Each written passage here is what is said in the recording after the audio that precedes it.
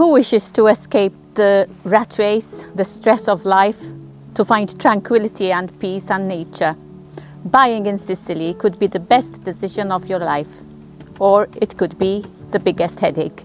Today we will talk about the 4 important steps you have to take before buying a property in Sicily.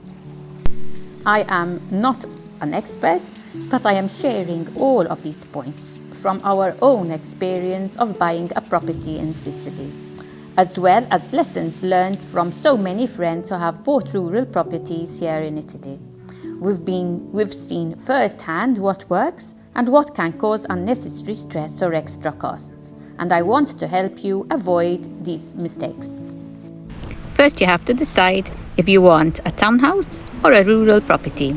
Today, I will be talking more about a rural, habitable property. The first mistake I see is that people see a house or look at a house online before considering the location. One of the most important things to understand from the very beginning is that location is key, and for many reasons. Let's explain.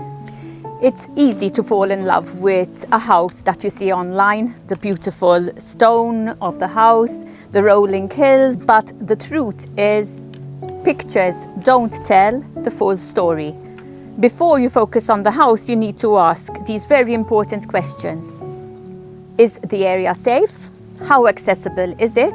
Because you find some houses which are in the middle of nowhere and the access to them are very difficult, especially at night, because most areas, rural areas, are not lit up. The roads are not lit up, so it can become dangerous at night.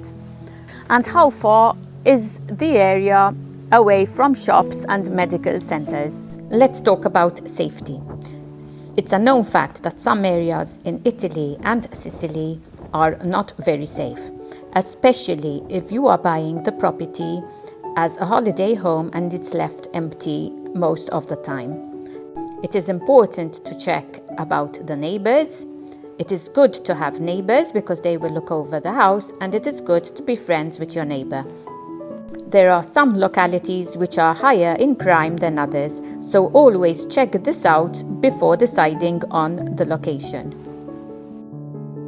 Always research about some areas which are more prone to floods and to landslides.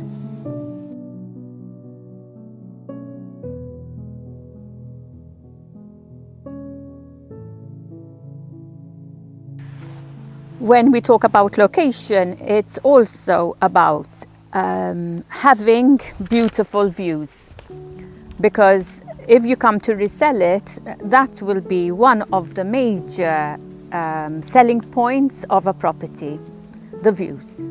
Once the location works and it ticks all the boxes, the next step is number 2.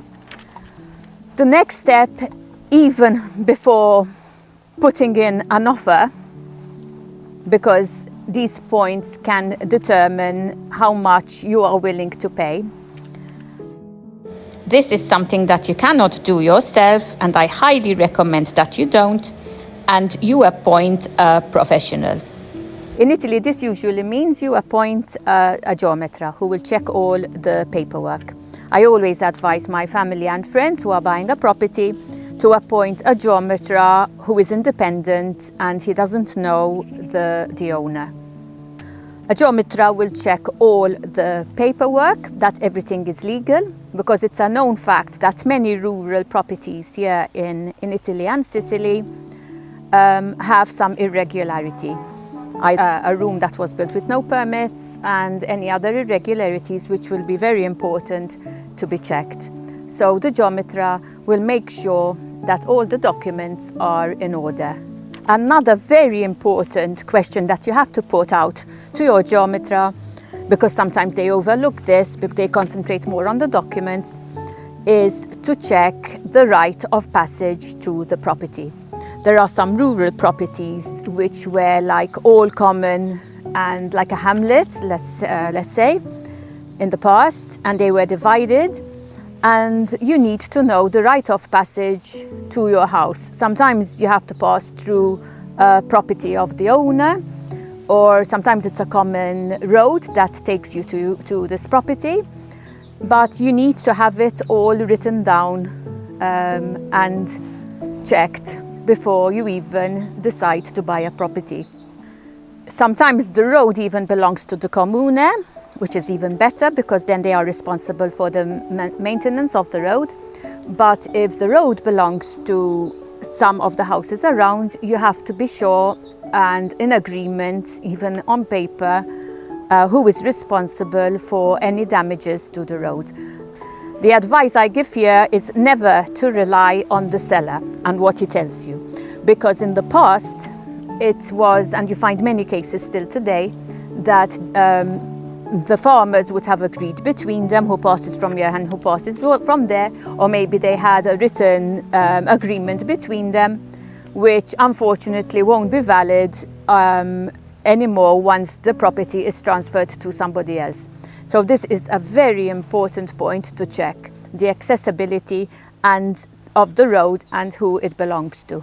The geometra will also check the land and the land and where it ends, and if it matches, if the land and the property match the plans, because here every piece of land is given a number. You could have a property with 5 different what they call particella numbers, and those belong to the property. So the geometra will check that these numbers match the plans of the property. Another important point that you have to check before you even agree on the price is the water supply. Does the property have water coming from the commune? Water supply must never be taken for granted, because in rural areas most places do not depend on government water. So there are different other ways of having water supply. It is usually through a borehole, which would either be shared or it will belong privately, will be privately of the property itself. You have to make sure, since the properties, usually the rural properties that are being sold, wouldn't have been used for some time. So you have to make sure that the borehole is working. Another way of getting water is through a well, and you have to get a water bowser to fill it up occasionally. This can work if you're going to use it as a holiday home, because you won't be using the water constantly. But it can be a very big inconvenience if you are actually living a lot on the property. You can have a borehole installed, but it comes at a very high cost. It can range between 8,000 and 20,000. It always depends how deep they have to dig. If there is water, you can get people to check if there is water, but they can't tell you how deep it will be. And it depends if they find rock, clay or whatever, because it will affect the price of the works. And like you check about the water, obviously you check about the electricity. If there is already an electric meter, and if this is disconnected, it won't be much of a problem, because you can easily get it reconnected once you buy the property. What you have to check is how much power you have, the electricity, and if you intend living in the property and you're going to have a lot of electrical appliances and the pool, you may need it to be a higher supply. And in some areas this isn't possible. In that case, you will have to invest in solar panels. The fourth thing you have to check is renovation possibilities. Because there are some areas in Sicily and in Italy which are heritage sites areas, and they don't allow certain renovations. So this is something that you have to check beforehand with the geometer as well. There is also a strict rule here that you cannot extend a property if you don't have enough land to cover the footage. So if you need to increase the footprint of the property and you don't have enough land, you will have to buy more land to be able to extend the footprint. However, there are some loopholes where you can apply for an extension which is called a temporary structure. I'm not sure about the percentage of that extension that you can be given, but it won't be a large amount of square meters. They have also given the option that if there is an existing covered patio, which is called a tettoia here, which is usually in front of the house or on the back of the house, they allow you to put glass to close it in, and it becomes like a conservatory. So that could be another option. But this is very important to check before you actually put in an offer on the house, especially if you see that the house is too small as it is, and if you won't be able to extend the building, then it will be useless for you. Understanding these restrictions can help you avoid disappointments, delays, and unexpected costs after purchase. So the geometra, it's very important that you speak to the geometra about these concerns. There have been cases where the house was not all legal. The geometra will point these out, will tell the owner, and the owner will have to regularize it himself before the purchase. Usually this is done after an offer has been made, and even after a promise sale has been signed, and the promise of sale will be signed on condition that these legalities are fixed. Keep in mind though that some irregularities, which is like an extended room, but he can get a permit, the geometra will tell him yes, you can get a permit if you apply. These might take months and even sometimes a year and a half to finalize. The bureaucracy here is extreme, and the paperwork is delayed. So be prepared and be patient. If you really love the house, you'll have to be patient to wait for all this paperwork to be finalized. Once all these points have been cleared up, then you can put in your offer. Why wait for all these points to be clarified before you make an offer? Because that could be your bargaining tool, so to speak.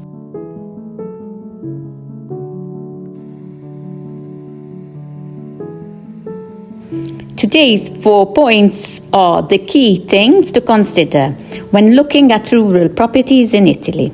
Buying a home here is a dream for many, but it's also a big decision that needs careful planning.